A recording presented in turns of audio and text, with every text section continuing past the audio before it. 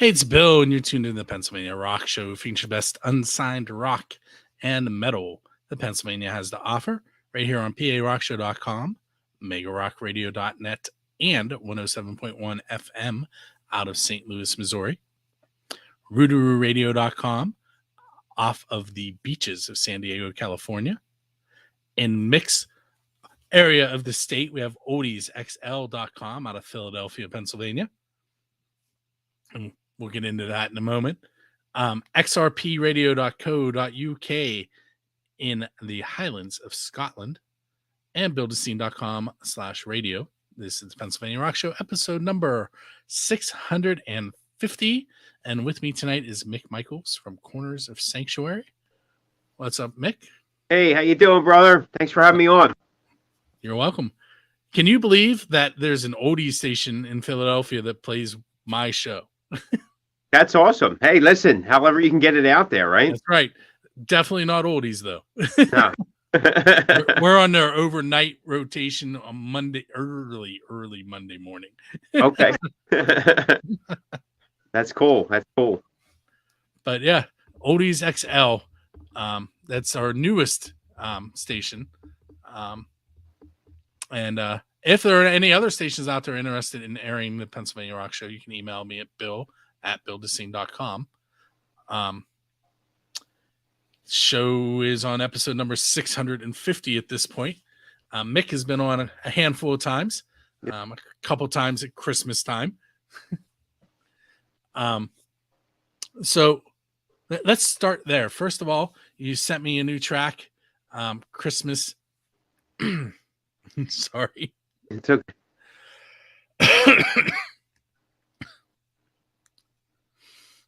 Why don't you introduce it? Corners of Sanctuary's new holiday track for this year is called Christmas Together. That's our latest single. And it's been bundled together for a Merry Metal Christmas 9, which is actually this is our 10th year of releasing original holiday music. So we're kind of excited about it. Thank you. That was much better than I was doing. I think I have, let me see. I have 1, 2, 3 of them, 3 tracks. Rockin' the Holiday. Yep, that's last year. Yep. Christmas Together. This year. Oh, maybe I don't. Hold on. Let me change folders momentarily. Okay. Let's see here. Pars, local Christmas. I have a whole Christmas folder. Let's see here. Christmas Together, Rockin' Holiday. Oh, maybe that is all I have. How did that happen? Sure. I can get you actually everything that's original is on the Merry Metal Christmas 9 bundle. So there's 10 tracks on there. And we also have, there's about 5 or 6 traditional songs like Jingle Bells and Hark the Herald Angels Sing and all them, those like Silent Night, that we did as well, that we've peppered in over the years.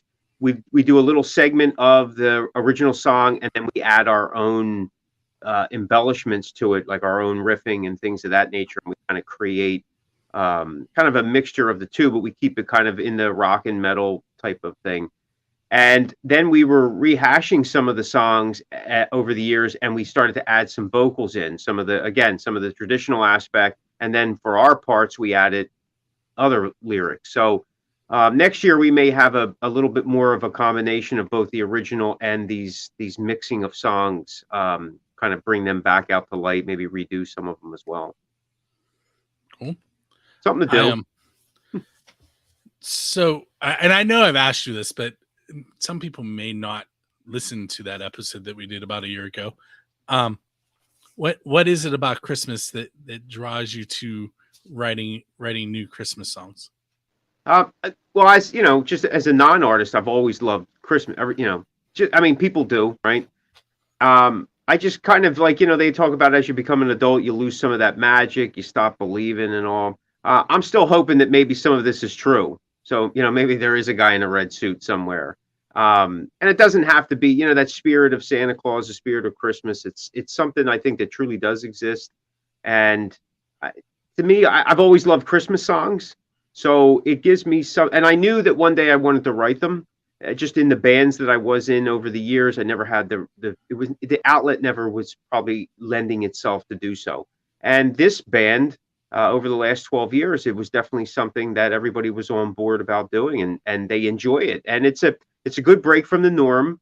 It As artists, we get to expand and have some fun. And on a business end, and I say this all the time, in the 6 weeks leading up to Christmas, from the time that we usually, from say Thanksgiving to January 6th, we get more airplay on stations that we would never get airplay on, because the Christmas music it's more digestible to a wider audience. So why not take advantage of it?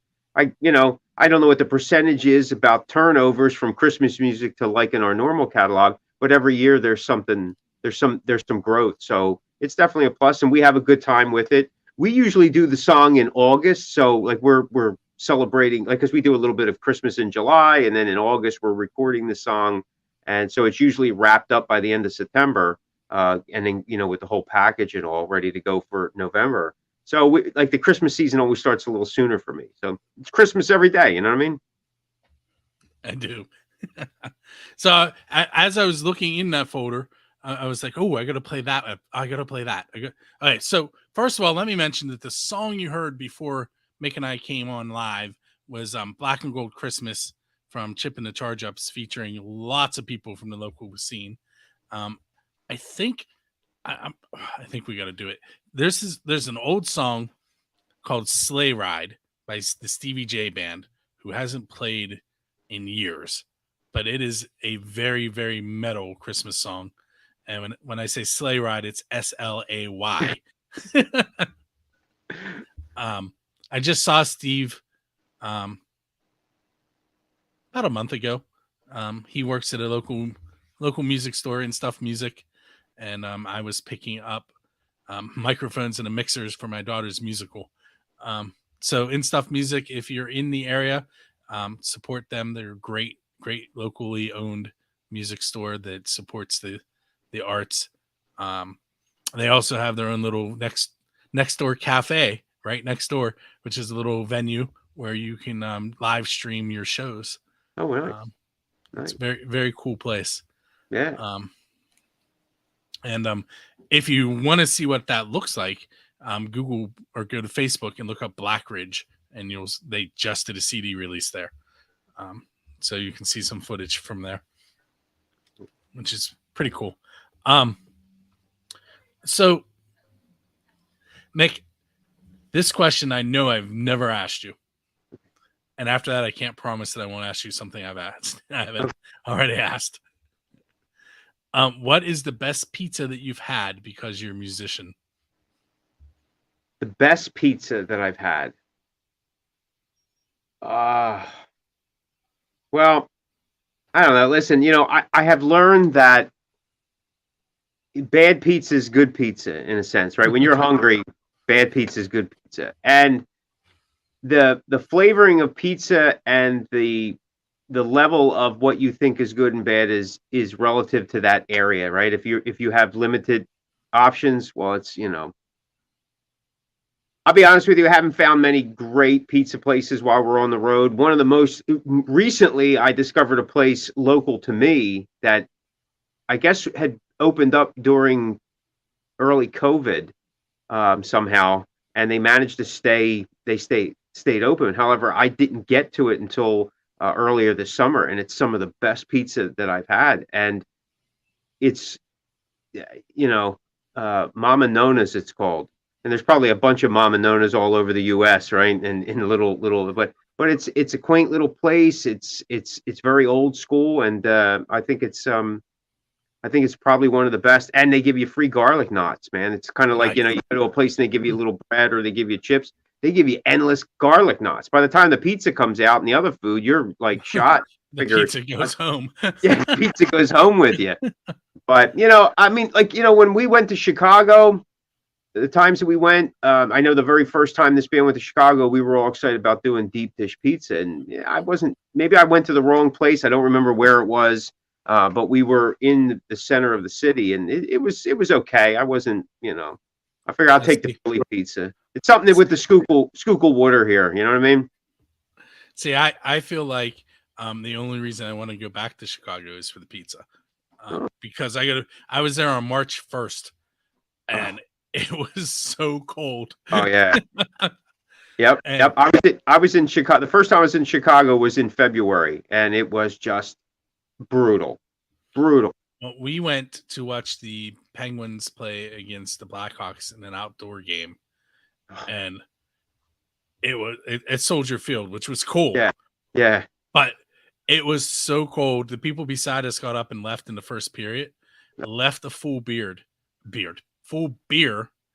and by the end of the game, it was frozen solid. I literally picked it up and went like this, and nothing came out. It was, Yes, yeah. but I did get to hang out at Buddy Guy's Legends, which I don't. Did you? If you haven't been there, the next time you go to Chicago, you have to go there. Yeah, I wasn't there, but no, that's yeah, cool. Just a little local restaurant. There's a stage, and there are people playing the blues on the stage while you're eating. It was awesome. Nice. The only drawback was that they serve RC cola. You're not an RC Cola fan? No. As a kid, I was. Yeah, as a kid, it was like it was the thing that you drank around here. To me, it tastes flat. I haven't. I swear, I don't think I've had it since the early '80s. So I don't. My memory is that it was good, but you're probably right. Tasting it now probably has that flat taste to it. Now, I will say that the little store by my school still has it, and it's like $1. So sometimes I do buy it because it's $1. Right. I get it. I seen it when I was in Florida in September. I actually seen it down there. I didn't purchase it. I was like, wow, is this the same? Is it the same company or not? Because like with Tasty Cake here, and and I know Tasty Cake has kind of really gotten branched out over the years, but it's not the original company, not the original Tasty Cake, and I think they taste different, and I don't like them, so I stay away from them. Period, because they're no good for me. But we're doing a great job of getting ourselves endorsements. oh yeah, I'm hell for that. Let me tell you. But hey, it is what it is. We don't like RC Cola. Well, I don't like RC Cola. He doesn't like Tasty Cake, so we gotta find something positive. Gotta find something positive. I absolutely love my Audio Technica mic. There you go. That's it. I do too. I love it too. Well, the cool thing here, I'll show the people in the video. So it is both USB and XLR. Oh wow, that is cool. And I actually think it sounds better USB, so I don't even set my mixer up anymore. Now my mic stand wants to fall off the table because I moved everything. It happens. I get it. Although here, for you, Mick, my daughter decorated my mic stand. Nice. It's Christmas. Yeah, I love it. So what have you guys been up to? Like I remember talking to you, and you were telling me about a video and that you recorded in a castle, I think in Germany. Was that you guys?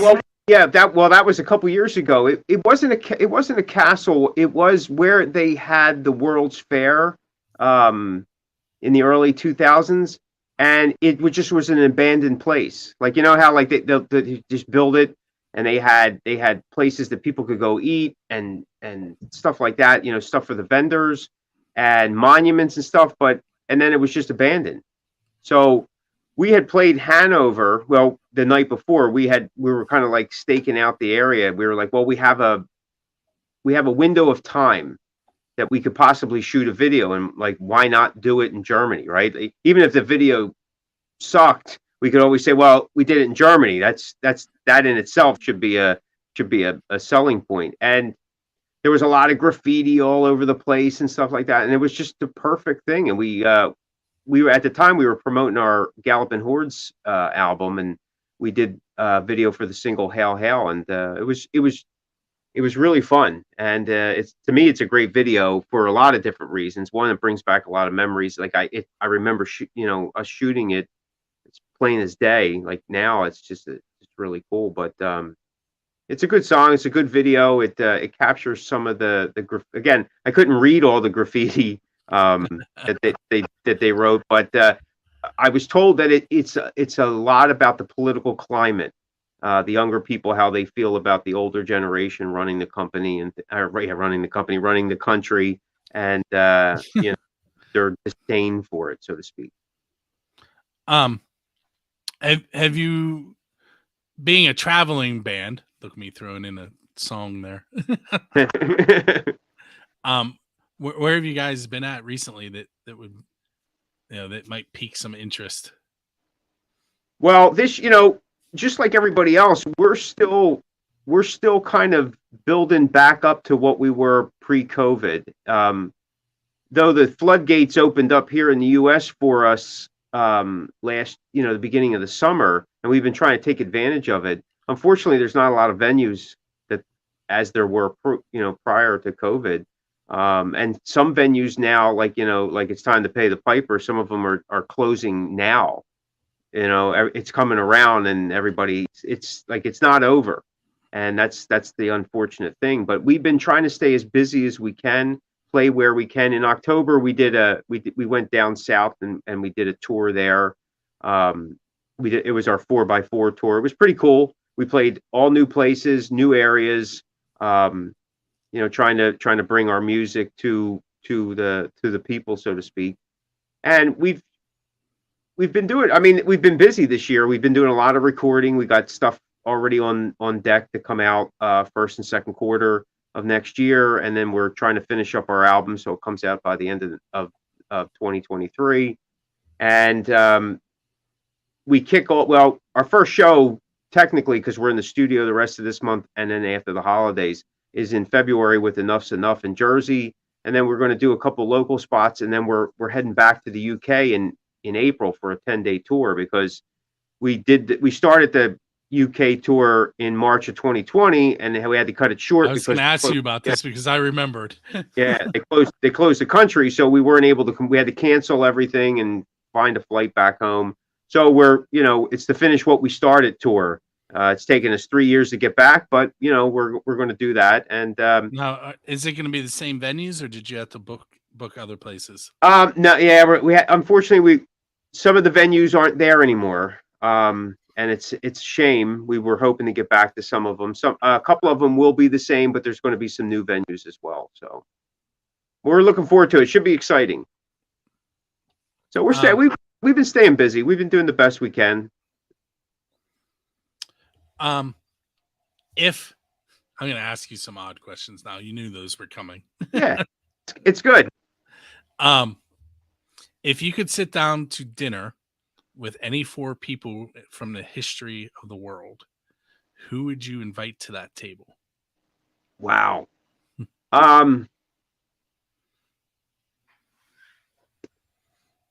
Well, maybe I think I'd like to sit down with Jesus. Listen, I just did an interview right before this one for my other podcast, 3 Questions in a Song, and Chip, who is in the song we played at the beginning of this show, I asked him that question, and he said the exact same thing. And when he said it, I was like, wow, no one has ever answered that. And now 2 times in the same night. Wow. Okay. Hey, then it's some good luck maybe coming to the both of us. Listen, regardless of what you think, what you believe, it doesn't matter. I think he's a person, if that's what we're made to believe, who really kind of changed the world in the way things are. So much is structured around 2,000 plus years too. Yeah. Yeah. I mean, you know what I mean? And that's doing it without a PR person, right? Any band would have loved that. I mean, how he did it, I don't know, but I think there would be a lot you could learn, whether he is God, was God, is a great prophet, was an enlightened being, was, full of it. You just want to, sit down and do a face-to-face. I think it would be kind of cool. I think some other people, I know this sounds kind of crazy, but I wouldn't mind, I would like to sit down with Carlo Gambino if he was still alive. And how did such a fragile looking guy, basically run the United States Mafia and do it in such a way that he, um, basically, he had people scared to death. People on there. I mean, I think, and again, I don't condone that kind of lifestyle or anything. I'm not saying, but there's an interesting character development that somewhere along the line, in his life, brought him to that. Like something happened in his life, whether it was a series of things that kind of created that persona that he was able to do what he did. You know what I mean? And it's just interesting. It would be an interesting conversation. Maybe I wouldn't even say much. It would be interesting to sit at a table where Jesus and Carlo were both there. Yeah, absolutely. So who are you bringing? Who are the other two people going to be sitting on that conversation? Well, I think for more modern times, I think I'd like to bring in Albert Einstein, just to see if he was as smart as everybody says he was. But some people say he was a bit of a goofball. Like if you read some stuff, he was a little, he was kind of a jokester, prankster. Maybe not. Who knows? I don't know. And just for the fun of it, it may be interesting to bring in Alice Cooper into that group and just see where that would go. You know what I mean? I mean, here's a guy who's the son of a preacher. I'm sure he knows the Bible inside and out. He's had his ups and downs. I know he's back on the God ship right now, which again is cool to me. I don't have a problem with it. We have to find as humans and in this life, as artists, as whatever, as people, everybody needs to find that bit of hope, that shed of light. You know what I mean? That type of thing. So I think that would be again. I don't think I would have to say a word. I would just sit there and listen. As long as they had some food coming, it'd be perfect. You are getting lots of comments on the interwebs. Jesus, Alice, and Einstein. Yeah, I mean, think about it. That'd be amazing. Be amazing. Wow, I don't even know what to follow up with now. That's maybe interesting group. I mean that Carlos wasn't thrown in there. Maybe a lot of people don't know who the Donna Dons was. So that's okay. That's okay. I'll tell you that off the air. How many times I say that in episodes? Just when I tell you, I can't remember what I was going to tell you. Just remind me that's what we were talking about. Okay. Okay. So let's go the kind of opposite direction of Jesus, and let's talk about the first angel. See how I did that? First angel media, but the first angel, who is a fallen angel and is now Satan. When Robert Johnston was playing the blues in the beginning, he was supposedly terrible, and the legend is he disappeared for a year, came back, and was phenomenal. And it was because he met the devil at the crossroads and sold his soul to become a great guitar player. I'm going to kind of give a twist on this. You're at that same crossroads. You can trade the devil whatever you want to try and get something in return. What are you trading the devil, and what are you trying to get back from him? Well, man. So I mean, to answer it, to make it more interesting for the show, I guess, I'd have to come up with something. But real quick, like I'm not, I'm not real big on that whole thing with the devil and that stuff. He can kind of like what Charlie Daniels did. That's kind of I think I would do. Beat him and send him home. Yeah, beat him and send him home. Kind of like, hey, you know what? Maybe it's time for you to let go of your reign on this world's parade. You know what I mean? So if I had to go fisticuffs with him, maybe I'll give him that shot. Listen, man, you know what I mean? I'll take one for the world. How's that?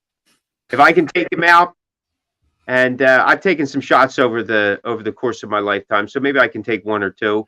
But I get my chance in there as well. Maybe I can drop him and take it for the world. And hey, man, and then maybe we all live in peace.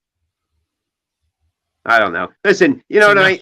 I'm not going to waste my, like, if playing guitar, I love playing guitar. I actually like writing songs more than I like playing guitar. Like I don't consider myself necessarily a musician. I'm a songwriter, and I've been honing that craft so much that I've kind of forsaken some of my guitar skill. It just so happens I'm a songwriter who kind of plays guitar a little bit, and now I'm forced to play lead guitar in a band because we didn't want to bring in another guitar player. So, and I'm okay with that, absolutely. But I don't think that if I had one thing in life that like I had to that I could get and wish for, playing guitar wouldn't be the thing that I would want to do. I mean, I realize it could do something for me, but at the same time, listen, I mean, at the end of it, you're dead no matter what. Again, we're just talking theory of this Right, little right, thing. Um, right. so why would I waste just that skill? I would, man, I would want to be able to fly or um, be able to build things that other people couldn't build. And everybody plays guitar. And if you've been watching YouTube, like not my generation, but the newer generation, they're all superior players because the the way it's been transferred, the information to play guitar is so much. It's more accessible. Like I learned 9 chords, and in 3 months I started playing in a band from picking up the guitar because I just wanted to be in a band. I didn't care. It wasn't about playing real well. It was just like, hey, I want to get on stage. I want to start jamming. And I would hold chords. I would play with guys that were better than me, and I learned that way. I never took lessons, and that's probably part of my problem. But you get out there, you do it. I didn't care if I ripped solos or was the fastest thrash player. I just wanted to get up and play. Holding chords, I was excited as all heck about. And then I learned as as you went along, and you develop as you went along. But for a lot of us back then, you played you played to the environment that you were in, right? So there wasn't a lot of shredders back in my day. Maybe one or two guys out of 25 guys, but you wanted to play in the pocket, you wanted to have a groove, and you wanted to be solid what you did because that kept you working. So again, going back to the thing, I don't think I'd give up. I give up my life for just to play guitar. Like if I could take the devil out and give my children a better opportunity later, again, based on the thing, then I give it a shot, man. Because at the end, no matter what I did, I lose at the end. So let's get it over with. Let's let's pause, and I'm going to give you a moment to tell us a little bit more about the song Christmas Together, and then we'll play it, and then I have a couple more questions for you. Okay. So you kind of told us about the song, but is there anything did anything happen while you were recording it that would be cool to talk about, or just it's an MTV moment, storytellers? Well, I always start the next year's song during the time that we release the current year. So I've already started on next year's song because I'm in the groove and I'm inspired. And just the title last year came to me because I had because of coming off of COVID and all that stuff. Like my family was after almost a year or so, or 2 years. 2019 was the last time I had gotten to see my family at the holidays, and it wasn't until last year that we were all able to get together. And I was just so overwhelmed by that. It was just COVID, that whole pandemic, the shutdown, the restrictions demonstrated to us that like everything that we have and worked for could go like that. And a lot of it's out of our control. Right.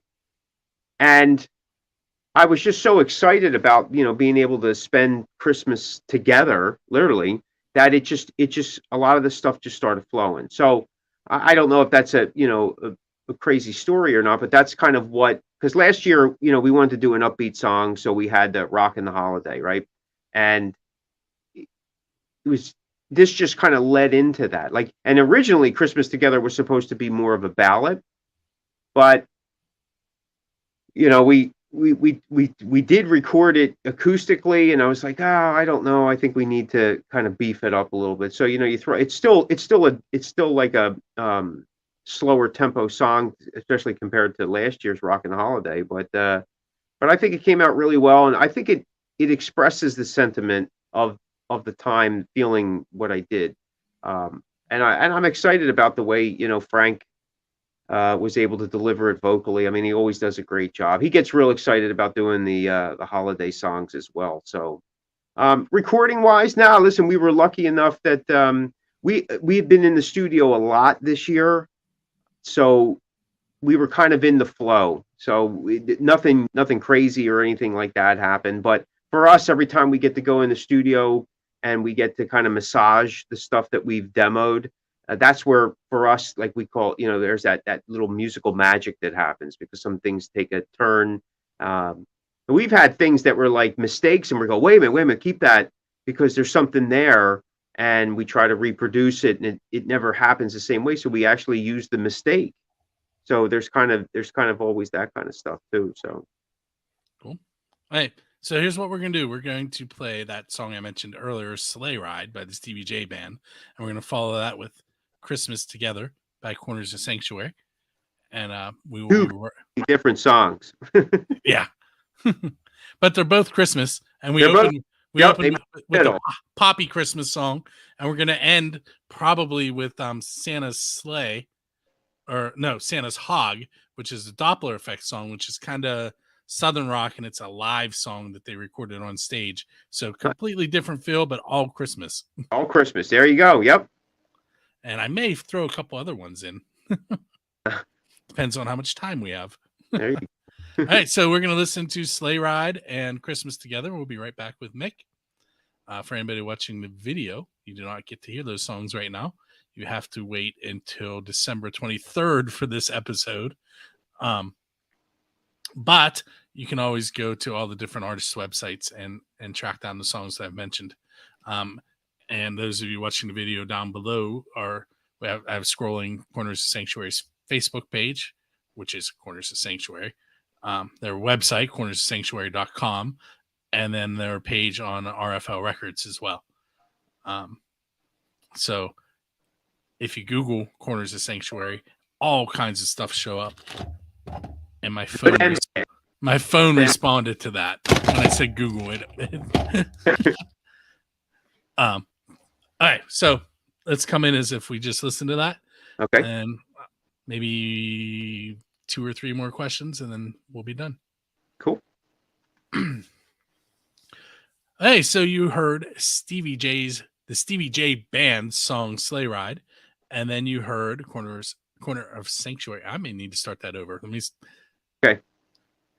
You just heard Stevie J Band's "Sleigh Ride," and right after that, it was "Christmas Together" by Corners of Sanctuary. I did it again.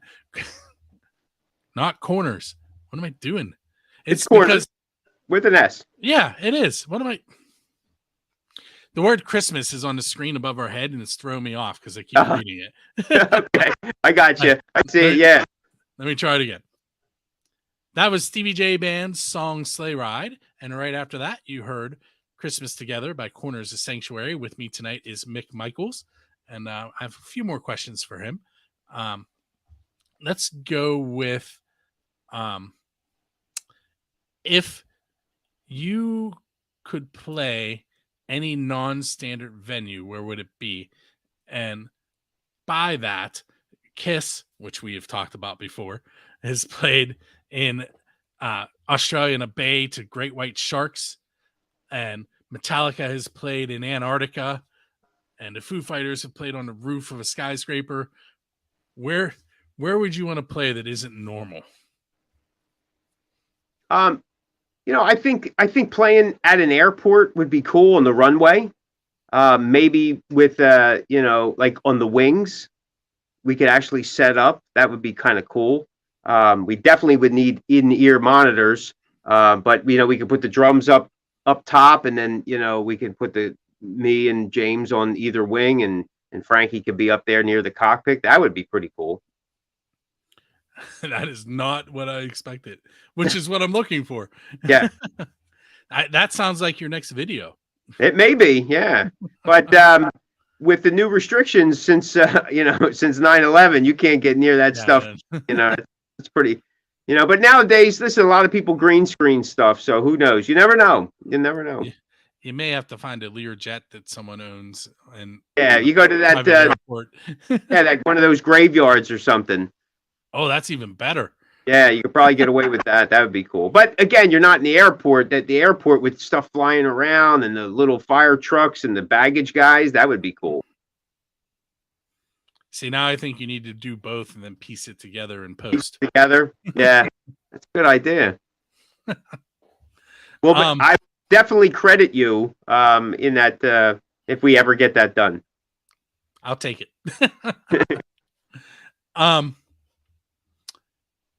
What is a song that you have not written that you wish you had written? So something that like inspires you. Kiss a Strutter, or Detroit Rock City, and I know that went through a lot of surgery, but they're kind of, to me, I don't know, they're ultimate Kiss songs to me. I mean, they're just, I don't know, like that would be really cool. A Paperback Writer from the Beatles, I really dig that. That'd be a cool song. And it's not, it's not like it's a deep song or anything like that. It's kind of, it doesn't really makes any sense, but there's just the way maybe the song was put together, and that's interesting to me. And I know the Monkees did it, but it was written by Neil Diamond. I'm a Believer. I think that's a really cool song. It's timeless. It really is timeless. Well, and Shrek brought it back into the fold. Yeah, you know what I mean? Well, yeah, I mean, to me, it's always the Monkees, but it would be, that would be a really cool. We've even talked about doing it ourselves, because we're, well, a couple of us in the band now are Monkees fans. Not all of us now, but years ago. But yeah, I don't know. And just for something different. Like if I actually, there's a lot of Bee Gees songs I wish I wrote. But more of the popular ones, maybe like "Staying Alive" or "Tragedy." I think "Tragedy's" killer. I think it's a killer tune. So I mean, listen, there's tons of them. I mean, yeah, anyone but mine. How's that? Any song that that's not mine, that's popular, I wish I wrote. But nah, it's cool, man. They're inspirational songs to me, right? And being someone that's trying to be a better songwriter, they're benchmarks for me. I haven't reached them, but I'm trying. I really am. And those influences, even though I mean, besides the Kiss songs, even though they're really not metal, so to speak, I know they've been lumped into it, but it's like hard rock, but all of them are non-metal songs. So as you can see, it's not necessarily, oh, I wish I did a Slayer song or an Anthrax song or a Metallica song or something like that. Nah, because I think those songs that I mentioned, I could repeat them. Oh, like I could put them on replay over and over again and not get tired of them. And I mean, we've been on tour, and we did like a 14-hour drive, and we were playing Kiss the entire time. So some of them albums get to be repeated after a while. So there are a lot of albums, though. Yeah. Well, yeah. I mean, okay. So it's Kiss with the makeup in that original. Gotcha. Yeah. Not Carnival of Souls. No, I'm not a huge fan of it, man. I mean, I like their non-makeup stuff from the '80s. There's some of it's a little corny, and they really like Paul's thing about sex and all that kind of stuff. He was maybe really pushing it on the edge there, but I never cared for much of that, and I was never really a fan of Simmons stuff during the '80s. Though my favorite non-makeup album is Animalized. The entire album I love, and I love every one of Gene Simmons' songs. The other stuff, I mean, over the years, it's one of my memories from when I was a kid. There was a apparel shop I guess maybe they do t-shirts and they'll do your beer koozies and Right. keychains and all that kind of stuff. Well, they used to have a music section, and I walked down there, and I say down because I live in a valley. We lived in a valley, except I lived on the hill, and I had to come down the hill and then back up the hill. But I walked there. It was Tees and Tops. They're still open. Great local business. So if anybody wants to check out Tees and Tops, you can Google them. And I bought Hot in the Shade at a t-shirt place.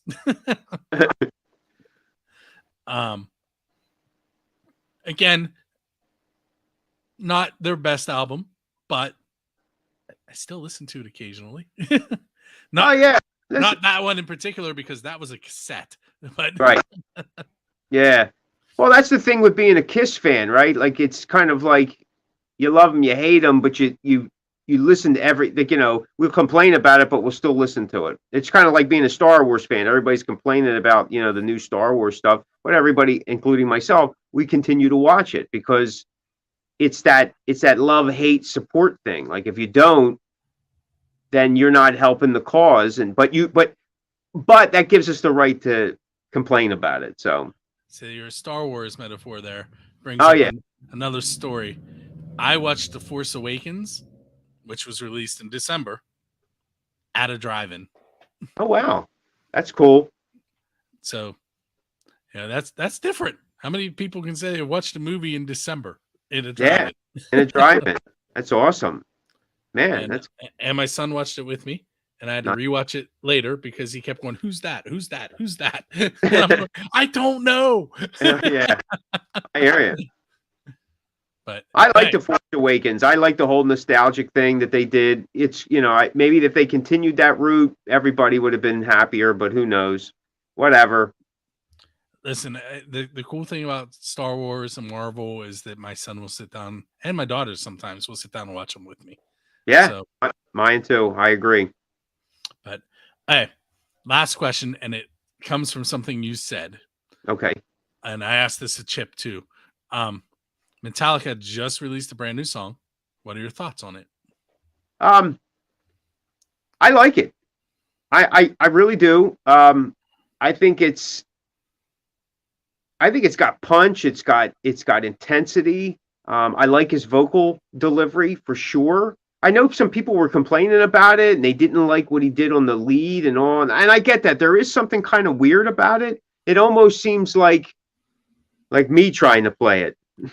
You know what I mean? And but it's intentional. So there's something about it, but I really like it. Now listen, I'm gonna say this, and probably not, I was never the hugest Metallica fan. I wasn't, I'm a Judas Priest guy, and that's where my thinking with Judas Priest, except Queensryche, Sabotage. I went that route. I didn't really. I mean, I was into Metallica, but not like everybody else. I seen them live and all that kind of stuff. But so, I don't go ape over them like a lot of people do. And it is what it is. But I listened to the song and I heard it after I read some comments, days were going by, and I said, maybe I need to listen to this. Because I don't get a chance, unfortunately, I don't get a chance to listen to, you would think that being someone who's into music, you're listening to a lot of new music, but that's not the case. It doesn't happen like that, especially for guys that are in the trench all the time. You're trying to work your craft and you're running this business that's your band and your music catalog and all. And I do spend a lot of time in the studio, whether it's recording for Corners of Sanctuary or I'm involved in other projects. I also do mixing and stuff for other bands. Plus I do my own podcast. So I'm kind of busy there. That's not to say that I don't necessarily listen to music, but a lot of times I go back to the old stuff that I'm familiar with. And if I go look on YouTube or something like that, I'm watching something that has nothing to do with music. You know what I mean? Because I need the separation as well. So, but I listened to it and I really dug it. I even dug the video. I thought it was done. I love the whole in the round thing. And so I was excited about it. You know what I mean? People want to pick, Is Lars a good drummer? I don't know. And you know what? I don't even think he cares one way or the other. The guy made a success of himself, and everybody likes to tear people that made a success down in some way. And it's music is subjective, and it's your tastes are whatever, and it's so it doesn't really matter. And they're not playing for the people that don't like them, right? I, They're not playing I for the people that don't like them. I read an article, I think it was yesterday, about um, Lars. The article, somebody asked him if he thought he could play with Rush. Right? Yeah. And did you see that article? I didn't read the whole thing, but I did. I did start. Yeah. I thought he handled that question very well. He said that it would take a lot of rehearsal, and it's really not in his wheelhouse. Yeah. And that then they asked him about people commenting about his drumming style, and he said that he definitely isn't the best drummer in the world, and he understands. I'm paraphrasing, but he understands where people are coming from.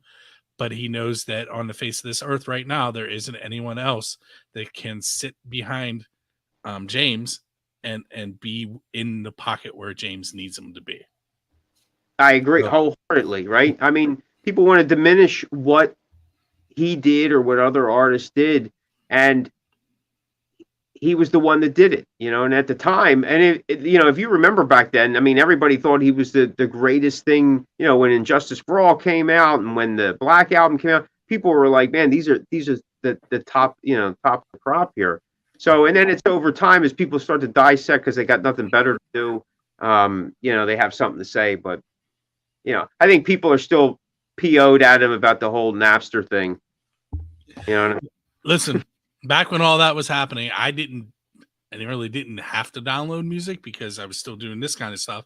So bands were giving me music, but I was like, oh yeah, what's he doing? And now I'm looking back on it, I'm like, man, he might have been right. Oh yeah, definitely. He might have been right. Because musicians really aren't getting much money for what they're putting out. And that's why your ticket prices are so high now, because that's where they're getting their money. They had to raise tickets, and the ticket companies are taking a cut, so that Oh yeah, everybody has the hand in the pot, and the artist has yet to be able to. There's so many hands, the artist can't get their hands in. It's really tough.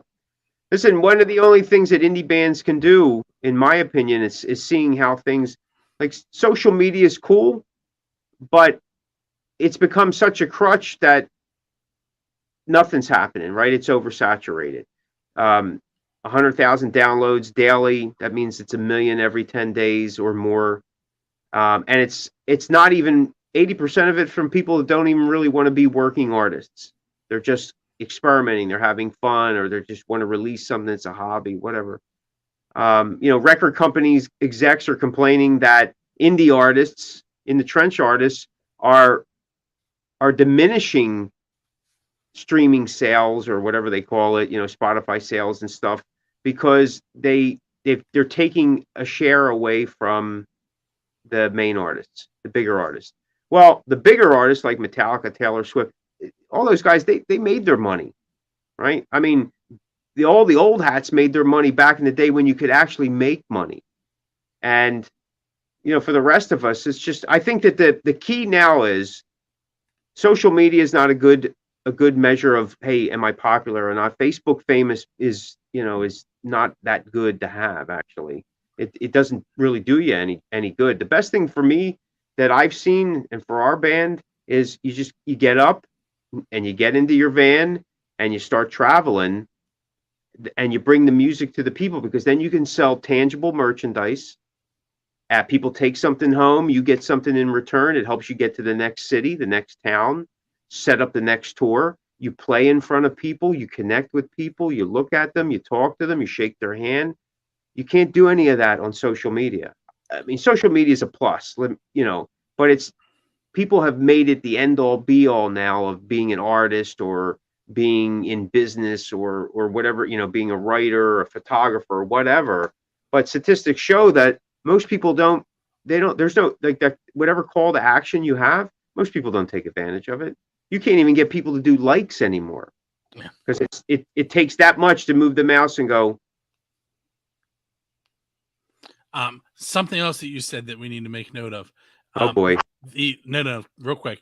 Local musicians, like I said, the big guys, they're getting their money from ticket sales, and they're getting money from their merch. But local musician wise, if you really want to help those guys out, you got to go to the shows and you got to make purchases. You got to Right. buy the disc, buy the T-shirt, buy the hat. That's where you're going to help them out the most. Absolutely. And in turn, you're going to help these venues because some of these venues are still struggling, right? Without the venues, you don't have artists. Without the artists, you don't have venues. So it's kind of, I'm hoping that when we all kind of emerge from this situation, that there will be a better understanding between the artists and the venues. Because prior to COVID, and let's not sugarcoat it, the whole scene was falling apart then too. COVID just kind of hit us in the where our whatever it slammed on the brakes. Yeah, you know what I mean. But where venues were like, well, we'll just get another band, or we'll do this, or we're overcharging the band for this, or we gotta work together to save the scenes, and all the scenes are struggling. Like, I mean, even though we've been on the road and we've been fortunate to get some stuff, the scenes are still struggling everywhere. Everybody's in the same boat. So venues are closing, people aren't going out. There's still the fear, and the fear may take a generation to really kind of subside till people go, you know what, I got to go do something. So I encourage bands, get out there and play as much as you can. If you're playing in front of one person, two people, 50 people, 150 people, doesn't matter. You're bringing the music to the people, and you're putting a face to the name, so to speak. Hey, so on that note, because I do want to fit in Santa's hog. What I need you to do, the listeners, is to go to cornerssanctuary.com and check out Mick and his band. I also need you to make sure you're staying attuned to what's going on at buildthescene.com. We have 3 Questions and a Song, which is I mentioned Chip a couple times. He's on 3 Questions and a Song number 90, which is releasing about a week before this episode with Mick. So if you're listening to this episode, you can go listen to Chip if you'd like. Hear their song Paying Back the Devil, which coincidentally, I'll tell you about it off the air because I don't want to ruin it. You have to go listen to that. You have to listen to Christmas Together, and check out Hail Hell. And Yep. And with that said, this is the end of episode 650. Mick, I want to thank you for hanging out with me. Absolutely, man. Thank you for having me on, and happy holidays to everyone. Okay. So I will see you next Friday. Well, I'll see you before that probably, but episode wise, you'll be hearing from me again on the 30th. I don't remember who the artist is. I have them scheduled. I don't remember. It might be Joey Connor. From Black Ridge, who I have mentioned a couple times tonight. I can't remember if it was on this episode or not. But anyway, make sure you check us out, buildthescene.com. 3 Questions and a Song is there. The Pennsylvania Rock Show is there. And Friendly Fire, which is the live show that John and I do with Tiz and Kat from XRP Radio in Scotland. And hopefully we'll see you on one of those shows.